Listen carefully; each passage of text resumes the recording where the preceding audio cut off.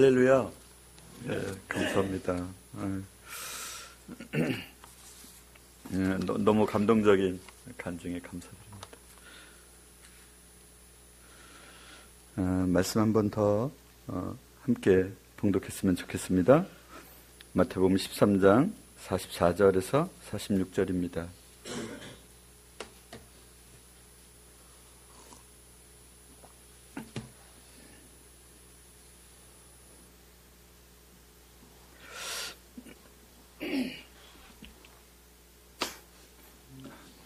시작. 천국은 마치 밭에 감추인 보화와 같으니 사람이 이를 발견한 후 숨겨두고 기뻐하여 돌아가서 자기의 소유를 다 팔아 그 밭을 샀느니라. 또 천국은 마치 좋은 진주를 구하는 장사와 같으니 극히 값진 진주 하나를 만남에 가서 자기의 소유를 다 팔아 그 진주를 샀느니라. 아멘. 요즘에 저희 학교에서는 학생들 모두에게 이렇게 설교하는 시간이 있었는데요. 12학년부터 이제 8학년까지 이제 다 했습니다. 이제 중학교 1, 2학년 그룹이 8학년인데, 어느 날 갑자기 이제 12학년을 설교를 시켜야 되겠다 생각을 해서 모아놓고 이야기를 했더니 너무 좋아하더라고요. 왜 옛날에 하지 지금부터 하냐고. 그래서 그 학년이 11학년, 10학년, 9학년, 8학년까지 내려왔는데, 저는 10학년, 11학년, 12학년만 하게 하려고 했는데 9학년 보고 얘들아 부담이 되면 안 해도 돼. 그랬더니 왜 부담이 되냐고, 설교를 2편씩 다 준비를 해놨는데 그러는 거예요. 이제 그 마치고 난 다음에 어느 날 다시 이제 8학년을 모아놓고 얘들아 너네들은 뭐 준비가 혹시 됐니? 뭐 이랬더니 저는 다 이미 한 일주일 전부터 연습하고 있다는 거예요. 그래서 이제 8학년도 다 했어요. 근데 오늘 우리 유혜란 교수께서 말씀하셨던 것처럼 그 생각이 나더라고요. 이 아이는 이제 이혼을 부모가 했어요. 근데 아주 격렬한 아픔과 싸움 가운데서 이혼을 했거든요. 아버지는 정형외과 의사이고 경북에서 가장 큰 빌딩을 한 8층짜리 빌딩의 전체를 정형외과로 채울 만큼 아주 경북 대구에서는 소문난 곳이었습니다.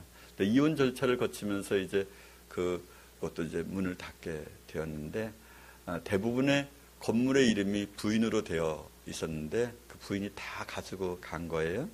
근데 이제 이 아이가 자기는 엄마한테 이렇게 뭐 밥을 이렇게 제대로 이렇게 먹여줘 본 적이 엄마가 없다 그래요. 배고프다 그러면 짜장면 해주고 뭐 짬뽕 시켜주고 맨날 그렇게 했다고 그럽니다.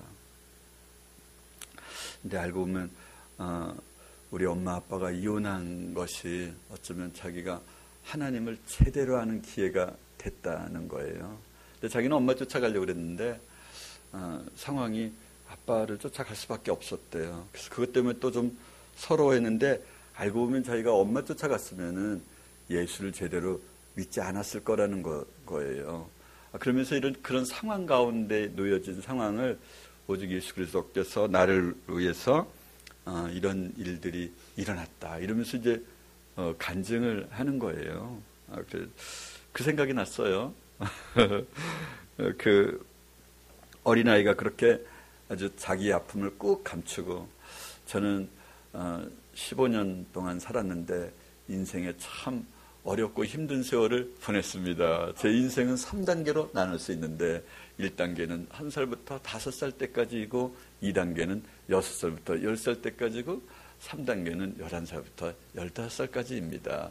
오늘 그 아픈 인생, 제 경험의 인생을 이렇게 여러분들과 나누겠습니다. 이렇게 얘기하는 거예요. 하나이는 그 설교를 해라 그랬더니 이런 얘기를 하더라고요. 11학년인데 여러분, 우리는 이 친구가 올 때는 이게 102kg로 왔어요, 우리 학교에. 근데 지금은 한 70몇 kg로 이제 몸이 아주 슬림하게 되었어요.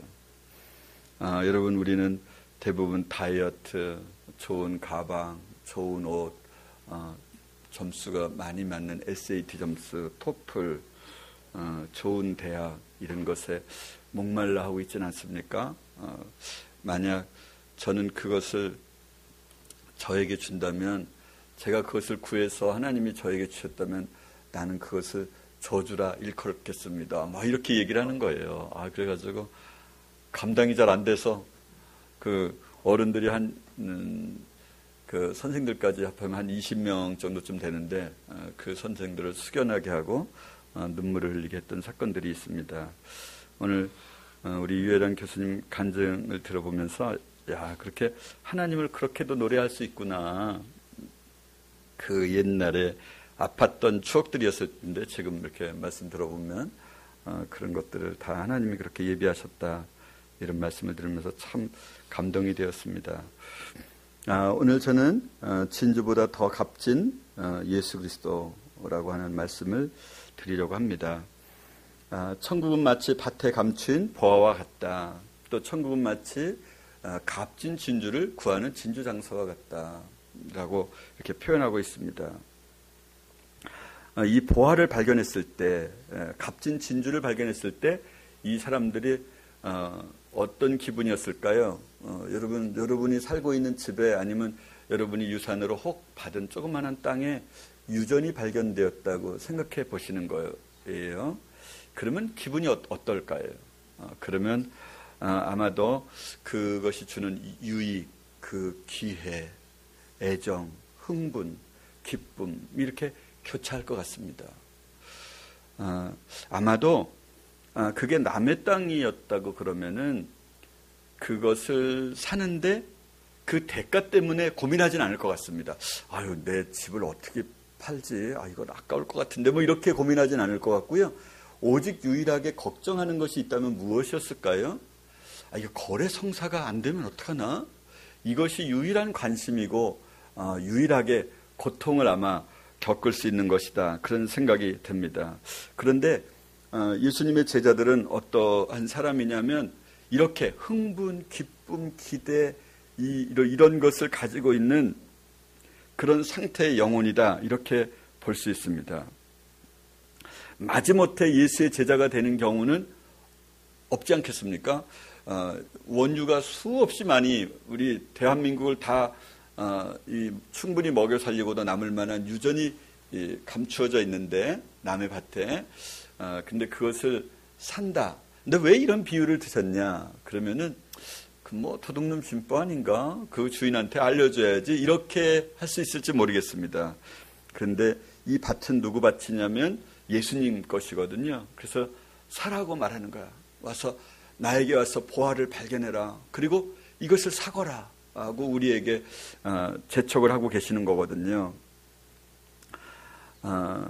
우리는 생각하기에 제자는 특별한 사람만이 아닌가. 12사도, 12명 정도에 해당하는 사람을 제자라고 일컫는 거 아닐까. 이런 생각을 우리는 흔히 할 수 있습니다. 나는 그냥 교회 다니고 예수 믿는 사람이지 제자는 되고 싶지 않다. 이런 생각을 하실 수 있을지 모릅니다. 적어도 우리는 그리스도인에 해당되거든요. 그렇죠? 할렐루야. 우리는 모두 다 그리스도인이죠. 예수를 믿으면요. 그런데 예수님께서 이 제자를 어떤 사람을 제자라고 일컬었냐면요. 어느 날 예수님이 기적을 베풀고 음식을 오는 사람들은 다 먹고 나니까 허다한 사람들이 따랐습니다. 근데 허다한 사람들이 따를 때 허다한 무리가 예수와 함께 길을 걸어가더니 예수께서 돌이키사 이르시되 누구든지 자기 부모와 처자와 형제와 자매와 및 자기 목숨까지라도 미워하지 아니하면 능히 나의 제자가 되지 못하고 누구든지 자기 십자가를 자기가 지고 나를 쫓지 않는 자도 능히 나의 제자가 되지 못하리라. 이렇게 말씀하셨습니다. 그러니까 이 허다한 무리를 향하여 그렇게 이제 말하는 겁니다. 그런데 우리는 제자 그러면 예수님의 12제자만 생각하고 있는데 사도행전 11장 26절에 보면은 사울이라고 하는 그 바울을 데리고 바나바가 이제 안디옥에 가서 교육을 시켰습니다. 1년 동안 허다한 무리를요. 1년간 모여있어 큰 무리를 가르쳤고 제자들이 안디옥에서 비로소 그리스도인이라 일컬음을 받았더라. 그래서 제자가 1년 동안 풀로 성경 공부를 하면 무엇이 되는 겁니까? 그리스도인이 되는 겁니다. 여러분, 제자 가운데는 훌륭한 제자도 있고 훌륭하지 않는 제자도 물론 있죠. 그래서 당신은 누구의 제자입니까? 그러면 금방 말할 수 있어요. 이 세상에서요. 그렇죠? 그런데 우리가 예수님의 제자입니까? 이렇게 우리에게 물어보면 예스라고 대부분 답변할 거예요. 그런데 예수님의 훌륭한 제자입니까? 그러면 이제 할 말이 좀 없는 거죠. 우리가 인생 가운데서 그렇죠. 당신의 선생님은 누구요? 그러면 우리 선생님은 누굽니다. 이렇게 말할 때도 그럼 훌륭한 제자입니까? 그러면 훌륭한 제자가 되려고 노력하고 있습니다. 저와 여러분도 아마 예수님의 훌륭한 제자가 되려고 노력하고 있을 것입니다. 그러면 제자가 조금 있으면 뭐가 되는 겁니까? 그리스도인이 되는 거죠. 그래서 제자를 높은 단계의 사람이라고 여겨서는 안 된다는 거죠. 나는 제자가 아니고 그냥 예수 믿는 걸로 만족할래, 이렇게 말해서는 안 된다는 거예요. 그런데 허다한 무리를 보고 이제 막 말씀을 전하기 직전의 상태에 있는 사람들을 향하여 그런 말을 해주는 거예요. 누구든지 자기 부모와 처자와 형제와 자매와 및 자기 목숨까지라도 미워하지 아니하면 능히 나의 제자가 되지 못한다. 이 말은 무슨 말과 같으냐면 수학 선생님이 이렇게 말하는 겁니다. 얘들아, 소수와 분수를 모르면 대수학을 공부할 수 없어. 대수학을 공부할 수 없느니라. 이렇게 말하는 거예요. 그냥 소수와 분수를 모르는 애들을 내가 거절하는 게 아니라, 선생이 거절하는 게 아니라, 소수와 분수를 모르면 대수학을 가르치는 나의 수업을 들을 수 없어. 이거는 선생이 제안하는 게 아니라 학생이 들을 수 없다고 하는 것을 이야기해 주는 거죠. 소수와 분수를 모르는 사람이 그 알지브라를 와서 이렇게 배우게 될 때 이게 배워지지가 않는다는 거예요. 아무리 선생은 말하고 있어도 제자는 제자로서 시간이 아무리 흘러가도 받아들여지지가 않는 거예요. 마찬가지인 거죠. 우리가 예수님을 따를 때 첫 번째 자세는 뭐냐면 부모와 형제와 자매와 처자와 자기 목숨까지라도 미워하지 아니하면 능히 나의 제자가 되지 못한다라는 말은 소수와 분수를 모르면 네가 나에게 배울 수 없어. 이런 이야기를 하는 거죠. 극히 값진 진주가 아주 값진 보화라고 생각하지 않고 이것을 가짜일지도 모른다라고 하는 생각을 가지고는 내게 배울 수 없다는 거죠. 그러니까 우리가 그런 마음을 가지고는 아무리 교회에 많이 나와도 이게 배울 수가 없는 거예요. 사실은요, 예수의 영으로 우리가 이렇게 있으면, 예수님을 제대로 믿으면, 제대로가 아니라 그럼 가짜와 진짜 가운데 진짜 믿으면, 그러니까 제대로가 아닌 거는 어느 정도 있는 거다, 이게 아니라 가짜로 아는 거죠. 보화를 끊임없이 보화를 가짜로 하는 거예요. 내가 가지고 있는 그 엄청난 것들을 이것을 위하여 투자를 해도 될까? 이런 생각이 끊임없이 일어날 수 있잖아요. 이러면 아직 소수와 분수를 모르는 사람이 대수학을 배우려고 하는 것과 같다는 거죠. 아무리 많은 시간이 지나가도 예수님의 진리를 깨달을 수가 없는 거예요. 가족과 작별을 하고 오겠다고 하는 제자에게 예수님께서 뭐라고 말씀하셨냐면 손에 쟁기를 잡고 뒤를 돌아다보는 자는 하나님 나라에 합당치 아니하다, 이렇게 말씀하셨습니다. 그러니까 예수님을 믿는 사람의 기본적 자세는 어때야 되냐? 예수님보다 더 가치 있다고 생각되는 것이 이 땅 가운데 단 한 가지라도 있어서는 안 된다는 것입니다. 그게 목표가 아닙니다. 이게 기본이어야 된다고 하는 것이죠. 그러니까 우리 유 교수님이 간증했던 것처럼 나는 초등학교 때부터 다녔었지만 내가 예수님을 제대로 인격적으로 만난 것은 40이 넘어서였던 것 같습니다. 라는 고백이 바로 그런 고백일 거라는 생각이 듭니다. 그리고 예수님께서 이런 말씀하셨습니다. 이와 같이 너희 중에 누구든지 자기의 모든 소유를 버리지 아니하면 능히 내 제자가 되지 못한다, 라고 말씀의 마무리를 지었습니다. 이 앞에 있는 말씀은 이런 두 가지 비유를 들으셨습니다. 첫 번째 비유는 어떤 사람이 바닷가에 망대를 지으려고 하는데 이 예산이 내가 망대를 다 세울 수 있는지 없는지 먼저 그것을 예산하지 않겠느냐? 예산하지 아니하고 계산하지 아니하고 망대에 기초만 쌓고 망대를 세우지 못하는 사람은 사람들이 지나가다가 고개를 흔들면서 이 사람은 참 계산이 없는 사람이야 이러지 않겠냐. 또 어느 임금이 자기 군사 1만으로 저쪽 군사 쳐들어오는 군사 2만 명을 향하여 이렇게 계산해보지 않겠냐. 이 정도면 싸워서 이기냐 지는가를. 그래서 질 것 같으면 중간에 가서 화해하는 것이 좋지 않겠냐.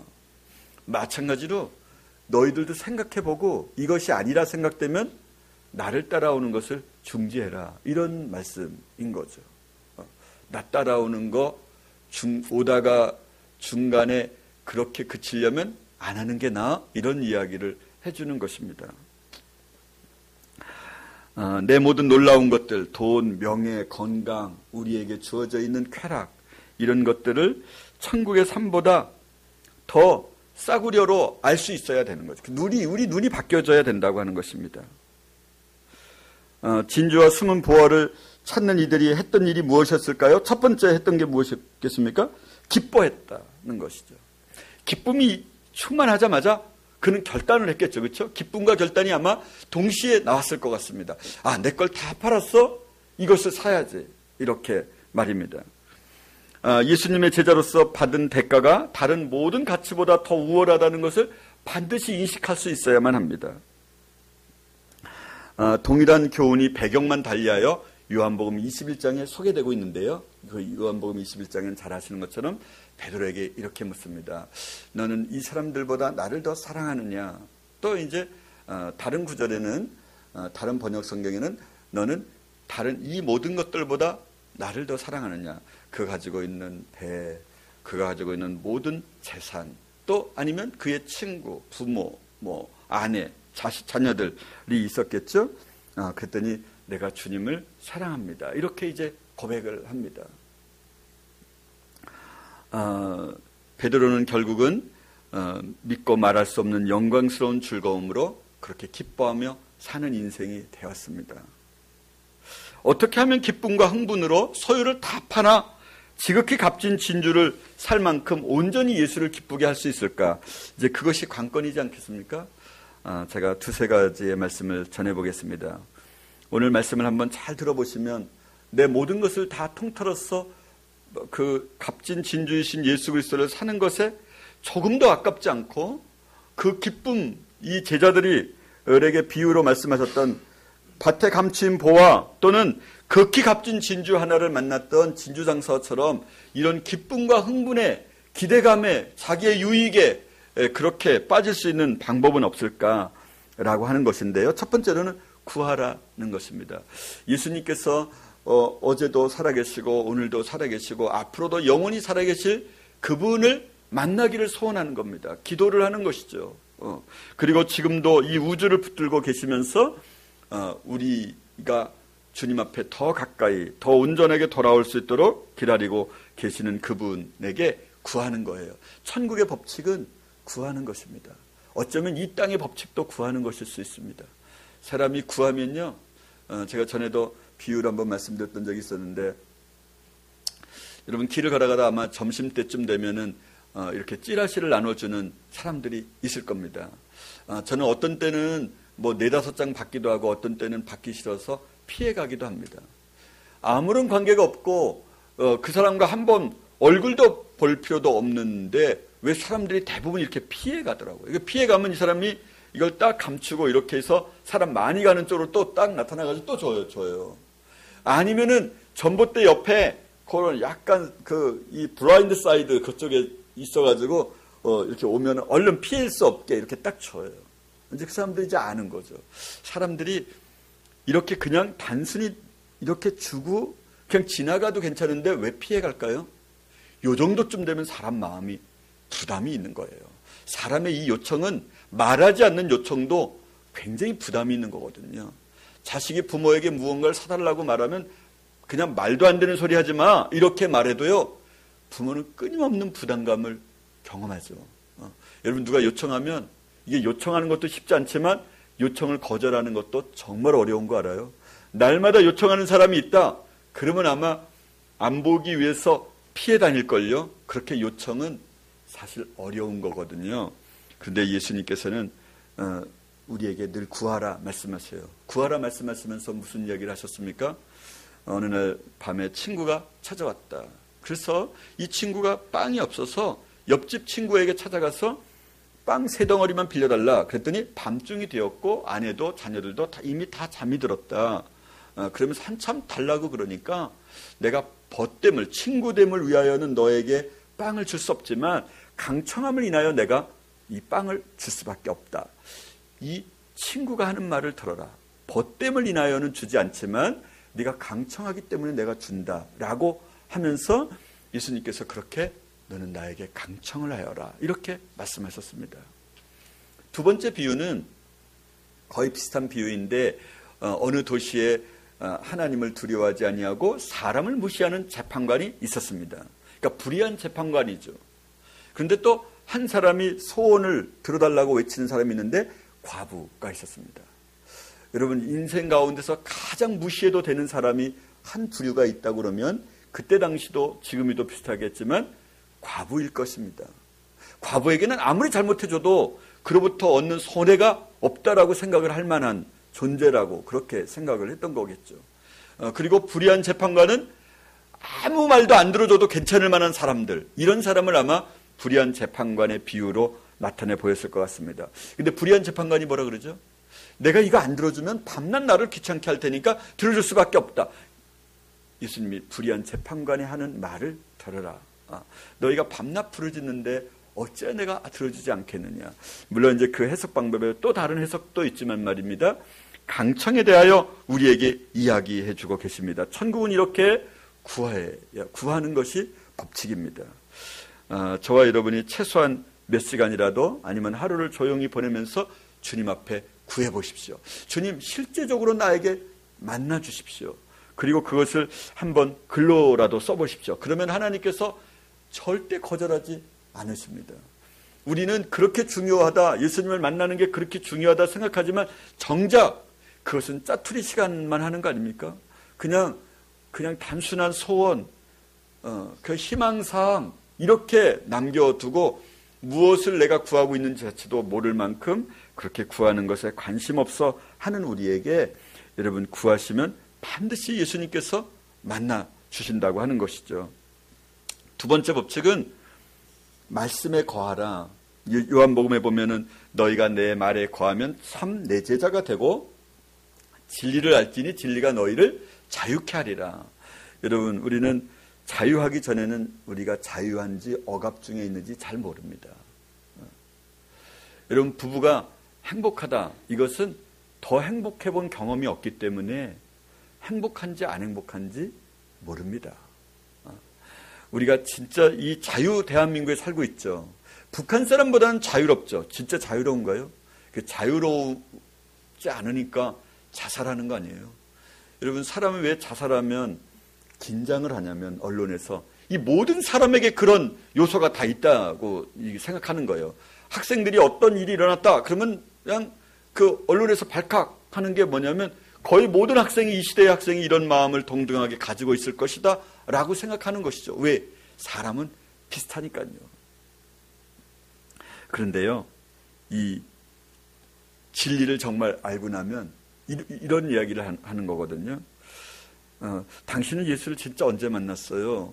그러면 저는 어제 만난 것 같아요. 또 이제 한 달 있다가 또 물어봐요. 당신은 예수를 진짜 언제 만난 것 같습니까? 그러면 드디어 오늘에서야 제대로 만난 것 같아요.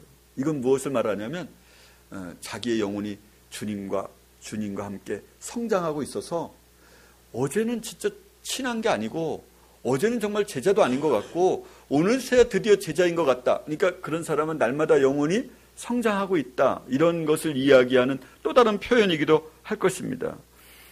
너희가 내 말에 거하면 이라는 뜻이 무엇일까요? 우리의 영혼을 말씀으로 가득 채우는 겁니다.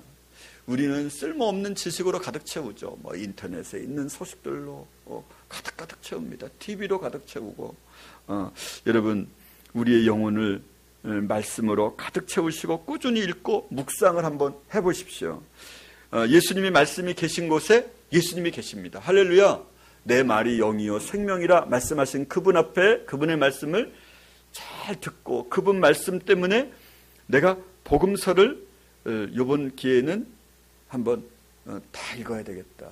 그리고 반복해서 읽어야 되겠다. 이러면요, 이때 무엇을 발견하게 되냐면 값진 진주를 만난, 값진 진주보다 1000배나 1000배나 더 귀하고 값진 예수님을 만나게 될 것입니다.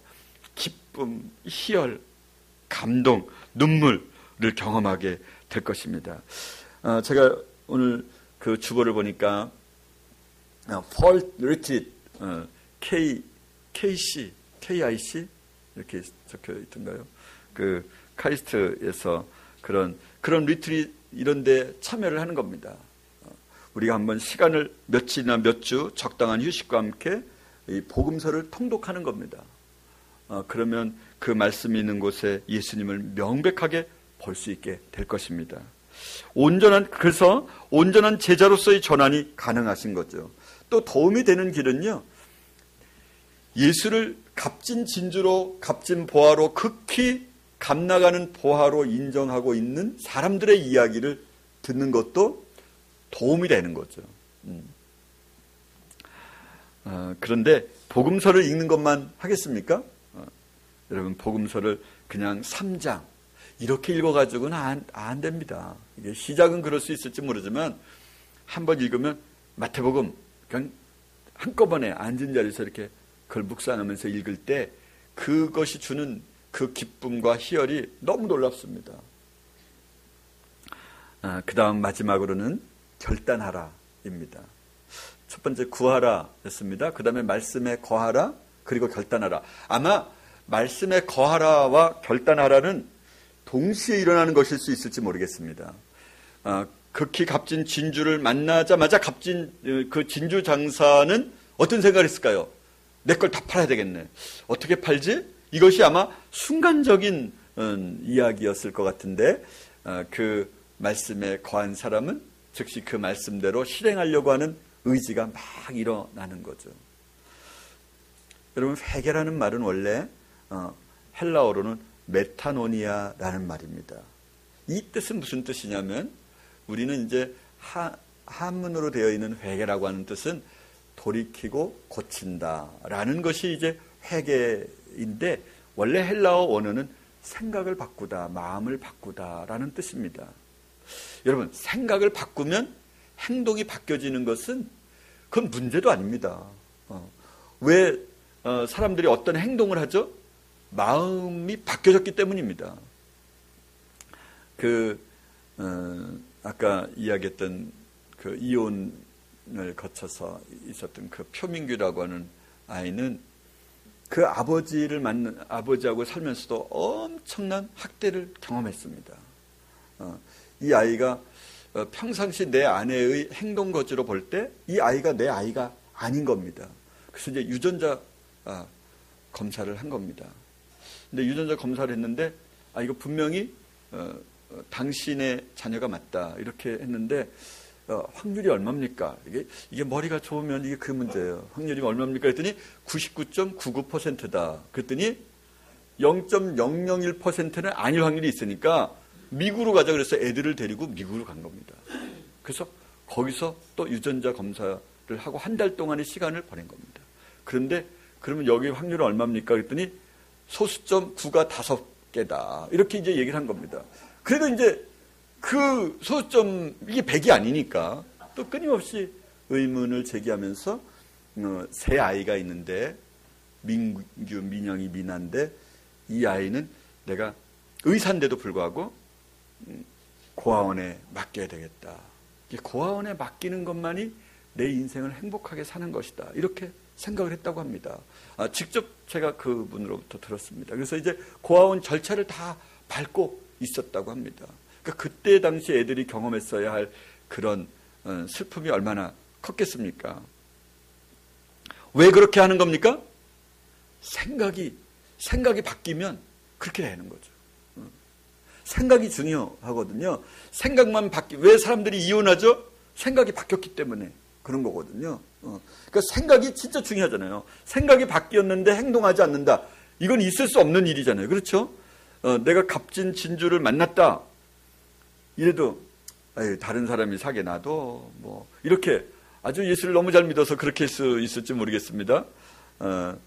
그냥 다른 사람이 구원받으라고 그러고 그냥 나는 구원 안 받을려. 그럼 뭐 숫자가 정해져 있다면 만약에 그럴 수도 있겠지만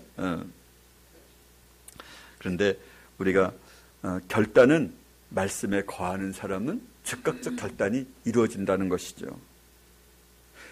제자가 되는 마지막 단계는 결단입니다. 삶으로 옮기고 싶은 생각이 막 일어나는 거죠. 그 보화를 내 마음에 간직한 사람은 이 보화를 사기 위하여 빨리 팔겠죠. 뭐 집도 100이라고 하는 것으로 내놓는 것이 현재 가격이라면 한 60, 70 이렇게 내놔서 빨리 그 날짜에 맞추려고 빨리 팔겠죠. 여러분은 어떠십니까? 제자로서의 삶 가운데서 이렇게 기쁨과 흥분이 있습니까? 다 팔지 못해서 안달이신 겁니까? 그렇지 않으면 아직도 무덤덤합니까? 그렇다면 주님께 간절히 구하십시오. 그리고 그 기도를 한번 글로도 써보십시오. 주님을 만나고 싶은 열망을 나타내 보십시오. 간절히 나를 찾는 자가 나를 만날 것이다. 하나님께서 그렇게 말씀하셨습니다. 천국은 우리가 구하는 것부터 시작될 때 우리는 범죄하기 전 아담과 하와처럼 그렇게 하나님의 나라로 들어가는 놀라운 기회를 얻게 됩니다. 여러분, 우리는 사실은 구하는 것과 관련해서 말씀을 좀 드리면은 우리는 인간 세상에서 살 때 우리의 자녀들을 교육을 시킵니다. 왜냐하면 자기 스스로 무언가를 더 많이 하기 위해서입니다. 그런데요, 진짜 좋은 거는 무엇인지 아세요? 우리 스스로 할 수 없는 것이 많은 영역이 있다고 하는 것을 진짜 기뻐해야만 합니다. 5살짜리가 집안을 다 어지럽힌 뒤에 자기 나름대로 청소를 했다고 합시다. 그런데 어느 날 5살짜리가 자기는 청소할 수 없어서 자기는 힘이 빠져서 아니면 병이 들어서 할 수 없을 때 엄마 내 방 좀 치워주세요. 그러면 그 엄마가 치울 때 5살짜리가 생각했던 것보다 훨씬 다르게 치워 놓을 것입니다. 마찬가지로 우리 인간의 욕망은 우리 인간의 욕망 자체가 불완전합니다. 그렇죠? 우리의 지식이 불완전합니다. 그래서 오늘은 이렇게 A라고 하는 것이 구해졌는데 내일은 B라는 것을 구하게 됩니다. A 구했으면 큰일 날 뻔했네. 이렇게 말입니다. 그러니까 우리의 기도대로 응답해 주시지 않는 것도 너무 감사한 일입니다. 그리고 우리의 능력이 없어서 하나님께 구하는 것도 너무 감사한 일입니다. 온 방이 다 어질러펴져 있는데 가정주부가 이렇게 기도하는 겁니다. 하나님, 내 방을 주님께서 좀 치워주시기 바랍니다. 이거는 하나님께서 나에게 위임되어진 것이기 때문에 내가 할 수 있고 내가 해야만 합니다. 그런데요, 내 남편의 마음을 바꿔주세요. 이거는 내가 할 수 있는 영역이 아닙니다. 우리는 어떤 생각을 가지고 있냐면 내 말을 잘 들을 수 있는 남편하고 만났으면 얼마나 좋았을까 이렇게 생각할 수 있을지 모르지만 남편이 이렇게 바뀌어지기를 기대해서 내가 이렇게 바꿀 수 있다면 내일은 그 남편이 싫은 겁니다. 그러니까 내가 할 수 없는 영역에 일이 많다고 하는 것은 하나님께 부탁을 하고 하나님이 훨씬 더 아름답게 바꿔주실 것이라고 하는 것을 기대한다면 내가 할 수 없는 것이 많을수록 좋은 일입니다. 할렐루야. 우리는 이렇게 말하죠. 기도밖에 할 수 없어요. 이 말이 사실은 그 말하는 사람의 마음에 따라 달라지겠지만 일반적으로는 내가 너에게 행동으로 직접 해주지 못하고 기도밖에는 못한다라고 하는 좀 더 약한 것처럼 생각할 수 있는데 그렇게 생각하면 안 되죠. 기도하는 방법이야말로 정말 가장 아름다운 방법이니까요. 그래서 여러분 구하는데 낙심하지 마시기 바랍니다. 하나님은 반드시 만나주십니다. 말씀에 거하십시오. 복음서를 하나님의 말씀을 꾸준히 읽고 묵상하고 그렇게 하시면 예수 그리스도를 발견하실 것입니다. 예수님 말씀이 계신 곳에 예수님이 계시기 때문에 말입니다. 그리고는 결단하시는 겁니다. 결단은 말씀에 거한 사람은 누구나 하는 것이기 때문에 결단을 의지적으로 해야 할 필요는 없을 것 같습니다. 왜? 값진 진주냐 아니냐가 문제지, 값진 진주를 구하는 진주 장사는 결단은 저절로 하는 거니까, 거래 성사만의 문제를 가지고 있는 것이니까요. 마지막으로 그런 사람은 어떻게 됩니까? 전도해야만 합니다. 주의 법을 사랑하는 자에게는 큰 평안이 있으니 저희에게 장애물이 없으리로다. 오늘 유 교수님이 맨 마지막에 그렇게 고백하셨던 것처럼 우리 인생은 어떤 경우에도 만족함을 줄 수 없습니다. 허무함과 고통뿐이죠. 우리가 소망하는 목표치에 도달했다고 하더라도 그것이 그 순간에 고통으로 변하는 것이 우리 인생의 일입니다.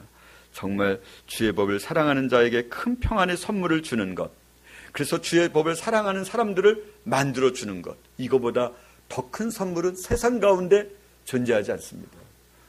그래서 우리가 제자를 삼는다는 것은 이 말씀처럼 예수님의 제자로 길을 열어주는 것입니다. 할렐루야. 기도하겠습니다.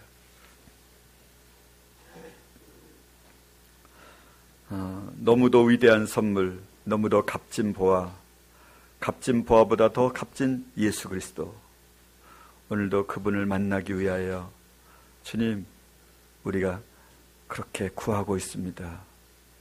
주님의 말씀에 거하는 방법도 우리에게 알려주시고 며칠이나 몇 주 그렇게 시간을 내서 하나님을 그렇게 온전히 만나며 예수 그리스도의 말씀이 계신 곳에 예수 그리스도께서 계신 것임을 그렇게 삶으로 깨달아 알 수 있도록, 그래서 그 즉시 결단하여 부모와 형제와 자매와 처자와 자기 목숨까지라도 능히 미워하지 아니하면 나의 제자가 되지 못한다고 하는 그 말씀의 의미를 깨닫게 해주시고, 그때부터 주의 말씀을 잘 묵상하며 실천에 옮기는 하나님의 사람으로, 주님, 그럴 때 예수 그리스도보다 더 값진 것이 있는 한 우리가 주님 앞에 배울 수 없는 것임을 오늘도 우리에게 알려주신 주님께 감사드리며 예수 그리스도 이름으로 축복하며 감사하며 기도합니다. 아멘.